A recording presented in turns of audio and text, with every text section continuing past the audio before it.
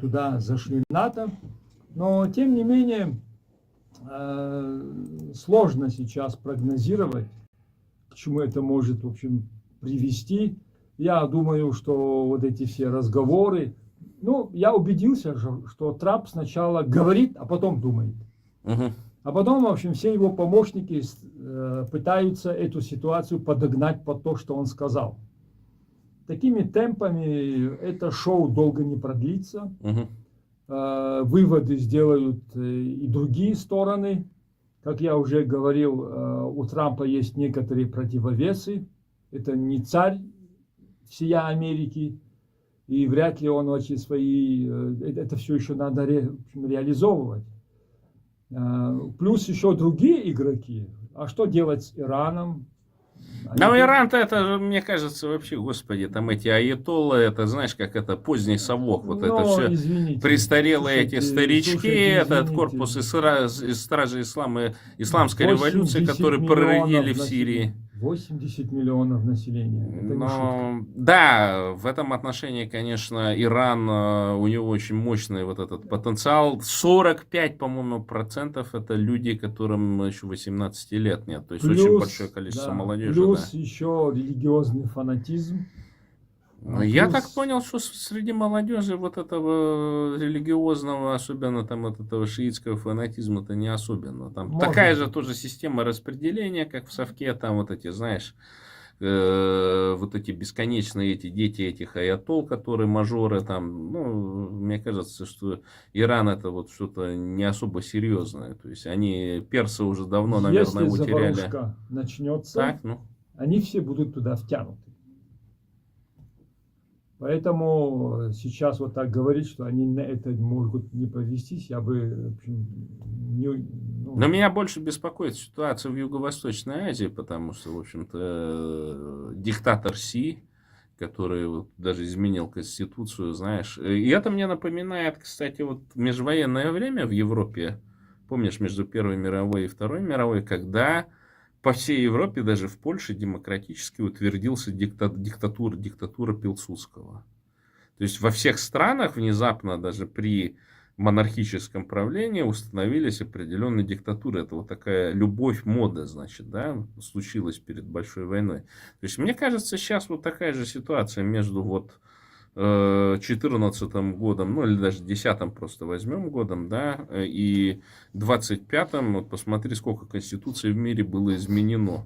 Ну, понятно, там Лукашенко, понятно, там в Иране, но то, что в Китае изменили конституцию под еще третий срок Си Цзиньпиня, это довольно, кстати, необычная ситуация.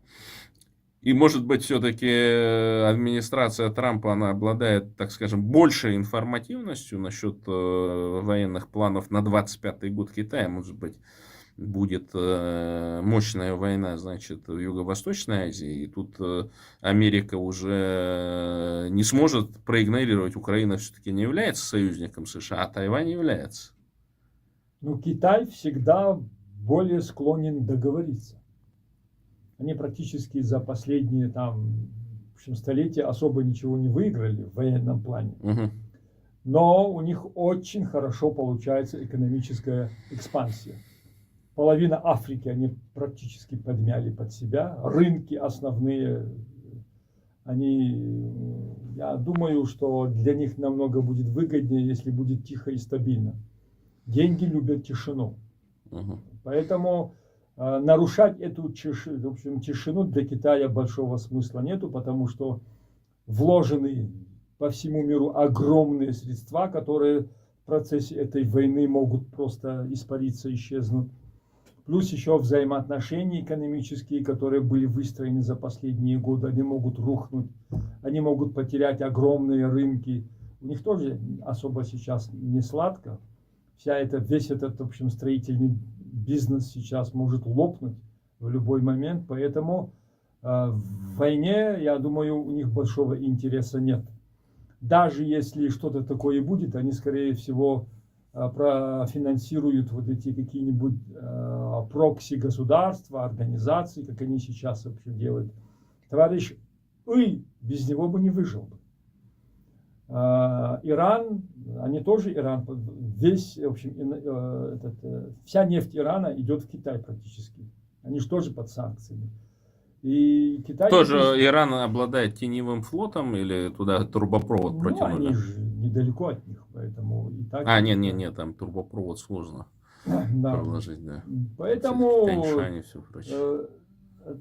Путин и Трамп сейчас дружно ломают мировой порядок, который был установлен, после 45-го года, да, фактически. Они то есть, что мы можем предположить? Что вот та система, которая существует, и мы как-то вот приватно с одним человечком обсуждали этот вопрос по поводу ООН, что это абсолютно анахроничная, уже отжившая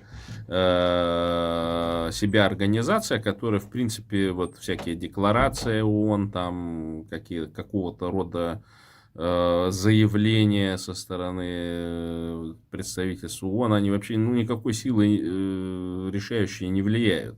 Единственное, что войны не объявили, там это же все спецоперации какие-то и так далее. То есть такой формат интересный, да, получился. Войну никто не объявляет, у всех министерства не войны, а обороны, и все проводят специальные какие-то операции. Что США с Британией проводили специальные операции в Афганистане, значит, в Ираке, да, что сейчас Путин по такой же схеме пошел. 80 лет не было полномасштабной войны. Были спецоперации. Войны не было. И за эти 80 лет, конечно же, Европа изнежена. Вот эти все организации, которые были созданы после Второй мировой войны, они первые годы работали, но он, в общем, для чего нужен? Ну, чтобы договариваться, да. там, общие правила вводить, неделимость границ, неприкосновенность границ. А если нету конфликта, нету войны, человека. О чем договариваться? Экономические договора – это отдельная тема, а он не про экономику, он про политику, про мир, про мироустройство. А этому мироустройству последние 80 лет практически особо ничего не угрожало. За исключением Югославии, но это было быстро, в общем, локализовано. Вот сейчас в связи, раз вот эту тему пнули мы, вот это лежащее, значит, непонятное образование ООН, недавно, оказывается, вот на прошлой неделе, ООН приняла резолюцию о невозможности реабилитации нацизма. Ее подали, значит, Россия, Туркменистан и Беларусь. Вот в связи с этим вопрос председателю Смоленского республиканского центра. Вот смотри, допустим, да, получит Трамп, продавит и Конгресс, и продавит и Зеленского, и власти Украины, и начнут они там коррупционное расследование, начнут этих всех жуликов по Европам. Сейчас уже же вот даже Польша зашевелилась, они на прошлой неделе, оказывается, по всей Польше были облавы, там посещали вот эти хостелы, там так далее, и выявили там свыше 400, значит, разыскиваемых каких-то персонажей, большей частью это были, видимо, поляки, но среди них оказалось 80 граждан Украины, которые подлежат депортации, несмотря на то, что в Украине идет война. То есть, зачем это вот было проводить именно сейчас, что мешало проводить полгода назад или год назад.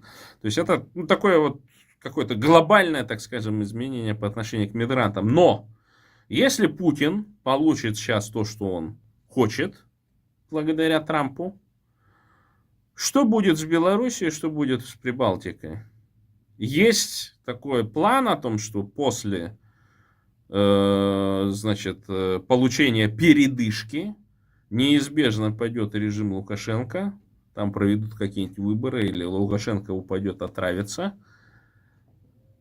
Неизбежно пойдет, вот мы с тобой обсуждали в среду, что Прибалтика окажется оккупированной, и пока НАТО будет решать, что делать с агрессором, а там уже новое правительство установятся. Там уже референдумы проведут, да. Русские обиженные, которые там скажут, все, мы... Оскорбившиеся. Да.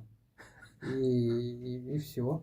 И это за сутки по с Калининграда, значит, на Литву, в Латвию, там с Белоруссии, в Эстонию, с Пскова.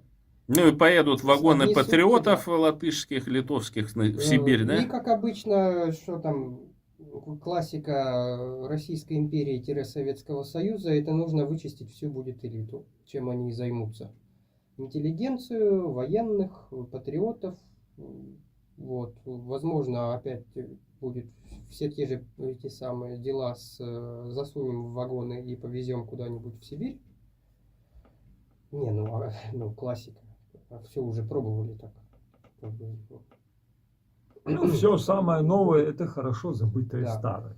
И опять же, да, найдут там или уже нашли пророссийские силы, которые будут и латышскоговорящими, литовскоговорящими, эстонскоговорящими, но очень будут поддерживать российскую власть и газонефтесчастье. Ну, у которых которое- бизнес там подвязан на Россиюшку Да, там они и так будут далее. говорить на своих родных языках, но вот.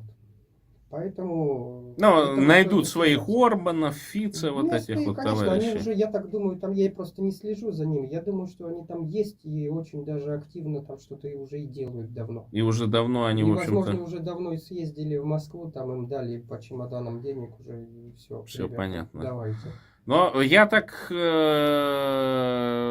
вижу, что в Польше тоже, вот, по крайней мере, по польскому ТикТоку активизировались вот эти всякие прокси и всякие персонажи, и тоже вот это аутического спектра явно, там, может быть, слегка умственно отсталые. То есть открыто ходят несколько людей, там, значит, напяливая шевроны этого Вагнера, да, который признан во многих странах террористической экстремистской организацией, например. То есть это удивляет, в общем, пассивность такая спецслужб. Ну, понятно, что мы живем в демократическом государстве, и они не привыкли кошмарить, особенно дурачков всяких, но сам факт того, что демократия путинским вот этим гибридной системой войны, она используется снова вот в Германии, да, и что там произошло? Там Трамп вместе с, значит, этим аутистом Маском вдруг начали поддерживать эту альтернативу для Германии, да, и так далее. То есть это явно же какие-то нарративы, которые Путин через СМИ, через какие-то вот эти, значит, медовые ловушки там и все прочее протолкнул этим ребятам, и у них где-то там в подкорке это засело, и когда они получили доступ, значит, к СМИ, как там кто-то мне сказал, что ты, по-моему, сказал, да, что Возможно, я.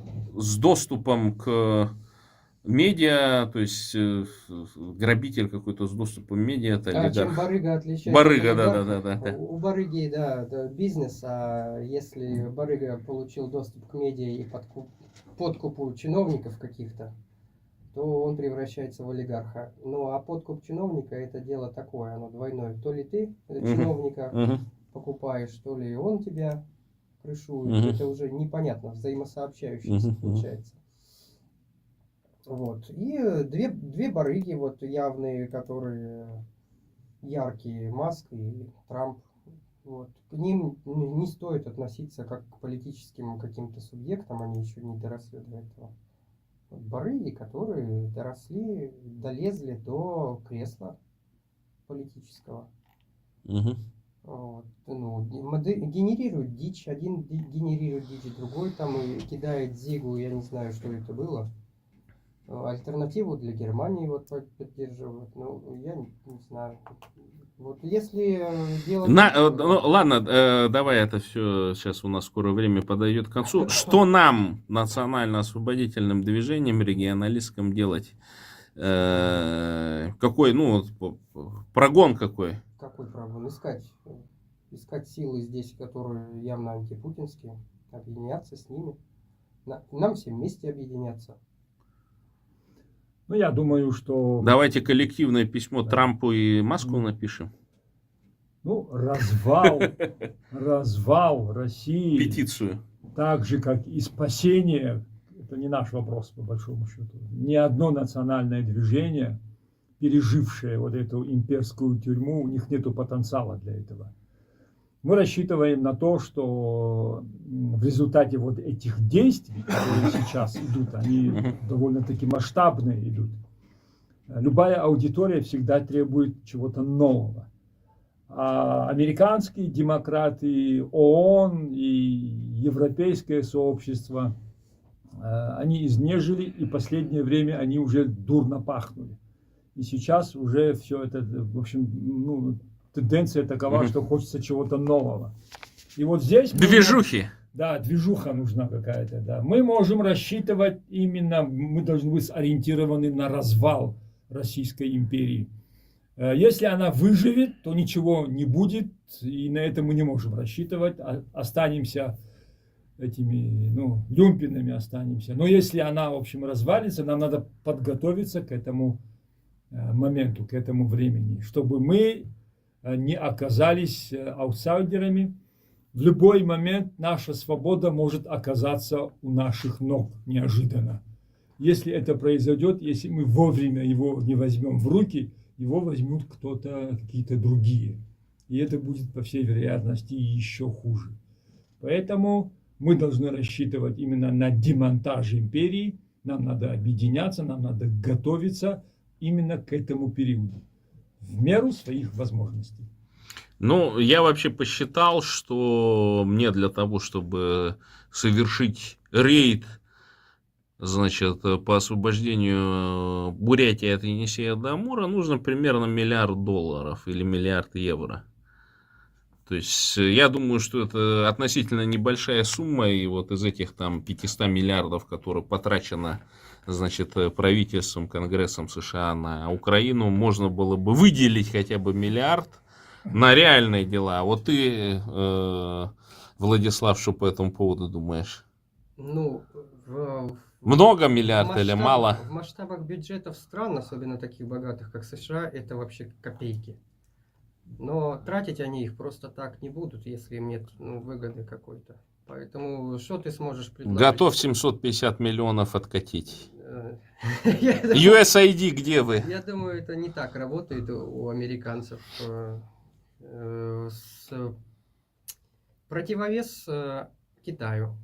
Твоя бурятская государственность сможет? Не, ну вообще, ты знаешь, мы же бурятские и азиатские националисты, так скажем.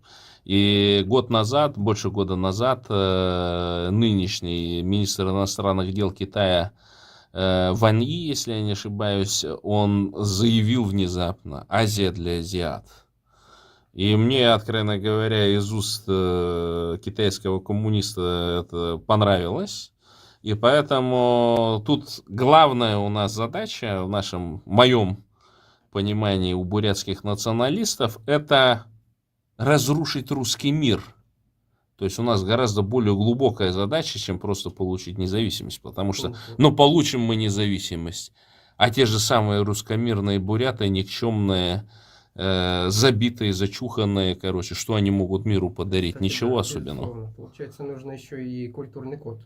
Естественно, и вот на это в основном должна происходить это очень работа. Процесс, и он может продолжаться десятилетиями. Вот это понятно, но смотри, мы его рано или поздно должны начать. То есть вопрос же здесь такой. Дискуссия это у нас дискуссия в бурятском политическом... Для начала бы получить доступ к власти на местах. Я думаю, мы можем поддержать этот лозунг. Россия для русских, Москва для москвичей, Кавказ для кавказцев, Бурятия для бурят. Да. Если Бурятия от Енисея до Амура. Если мы вернемся к этой схеме, я думаю, шансы какие-то как-то отрегулировать у нас есть.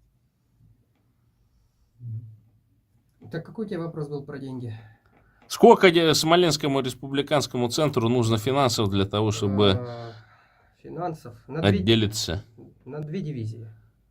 Ты примерно расчет это вел? Нет, не вел. 2 дивизии, сколько? На 1 день, на неделю, 2 дивизии, на 5 лет. Для форсирования Днепра неделю и сутки на захват Смоленска.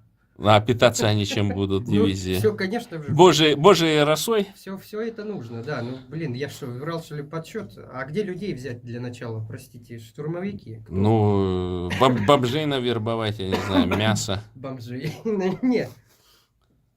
Давайте приземлимся к земле и Но я планирую по Юго-Восточной Азии бомжей собрать, натренировать их. Это великолепно. Во-первых, мы сейчас живем в такое время, что люди любят как раз-таки, вот как мы видим, шоуменов. Мгм. Представители наших национально-освободительных движений должны быть, ну, как минимум, яркими какими-то. И в том числе, да, с точки зрения политтехнологии, еще и популистами, черт возьми. Так. Так уж повезло. Если нет таковых, то они должны вырасти. Мгм. Ну или помочь, чтобы такие выросли. Вот. Затем, когда у тебя есть медийность, ну, что-то уже можно конвертировать, уже можно куда-то заявляться, да, там с кем-то рукопожиматься, какие-то донаты собирать. Вот, присылайте донаты Зуртану. Да, На присылайте. Фейсбуке. Кстати, давайте, пока мы еще не забыли, анонсируем акции, которые вот, приближается третий, конец, получается, или начало, как тебе сказать, 4-й год уже, да, получается? Ну, 3 года. 3 года войны в Вот Украине. 23, 24 и 25 запланированы акции в Варшаве. Мгм. 23-го в 2 часа все активисты собираются у Коперника. Мгм. Вот. И 24-го в 6 вечера Евромайдан у украинского посольства. Мгм. Ну, а 20... А вот только у какого, ты помнишь адрес? Потому что здесь есть консульство Украины, а есть еще и посольство. Скорее, наверное, Где нет, искать точно. нужно? Скорее посольство. Ну, в общем, друзья, пользуйтесь Гуглом. Если вы, ну, я знаю, что у нас много из Америки смотрят, из других стран. Поддержите акцию Лиги Свободных Наций, да? Там есть плакаты, можно распечатать. В общем-то, формата А4, А3, А2, А1. Распечатывайте, поддержите. И, значит, какие лозунги-то? Ну, как? Нет сепаратным переговорам, победа до конца, украинские танки в Москве. Миру мир. Ага. Это уже уголовная статья в России, но тем не менее это еще актуально. Так, ну мы постараемся, я постараюсь 24 числа быть под посольством. Если не получится провести прямой эфир, ну, вследствие того, что предыдущие годы я был, пытался проводить, но слишком большая нагрузка, видимо, на сотовую сеть, и эфир некачественный получился. Буду снимать там отдельно. Да, в общем, ну и давайте такой, как бы, 15-20 секунд на завершение. Да, я бы тогда эти 15-20 секунд потратил. Мгм. Мне бы хотелось, да, провести такой на странице, да, там, который ты транслируешь, социологический опросик небольшой. На что вы, уважаемые слушатели и зрители, готовы потратить свои кровные средства для достижения независимости Бурятии? На что? Собственно, можете там написать в комментариях, там готов там 10 евро скинуть, 10 сколько там злотых или долларов, смотря где вы живете, готов скинуть такую-то сумму на, например, создание беспилотников или там, Мгм. на, например, кофе Зуртану, чтобы он проводил еще стримы. Вот, мне вот интересно посмотреть, как народ, что об этом Мгм. думает. Вот, пожалуйста, пишите. Мгм. Ибрагим? Ну, ситуация меняется по обстановке. Я думаю, очень много пессимистов, но я оптимист. Я думаю, что надо двигаться вперед. Шаг сделанный всегда указывает на второй, поэтому думаю, все будет нормально. Мгм. Вперед, заре навстречу.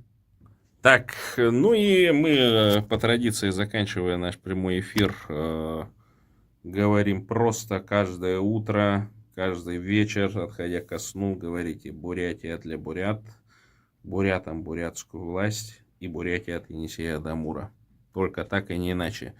Это была авторская передача Кагита Бурята на ИМИ радио, на Первом мигрантском радио 21 февраля 2024 года. Встретимся с вами ровно через 3 дня на акции «Поддержку Украины». Україна понад усе. Слава Україні! Слава героям!